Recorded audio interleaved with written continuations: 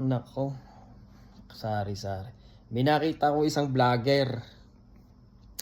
Ano, parang sinisisi niya pa yung mga Pilipinong citizen at PR dito.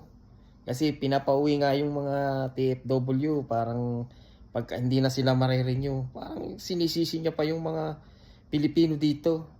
Eh ang nag-aano noon, ang nagdi-decide noon ay ang aming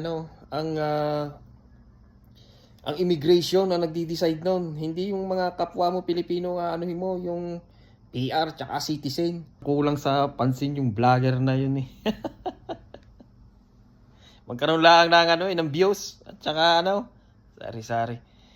Kung gusto mong ma-PR, sumunod kayo sa kung pinapauwi, edi umuwi na lang. Para pagka nag-apply sa susunod, edi matatanggap ulit kung makabalik ka. Baka hindi ka pa talaga ma-PR. Kung malay mo, pagdatbalik mo, saka ka ma-PR. Paiba-iba ang Canada. Parang sinisisi mo pa yung mga Pilipino dito na PR at citizen. Antay-antay kayo, mapi-PR ka din.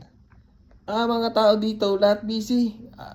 Ano yung mga hindi napansin, hindi na ganyan, mayayabang daw yung PR at saka citizen. Hindi sa ganon, busy ang tao dito. Alam nga namang, sari-sari, aba.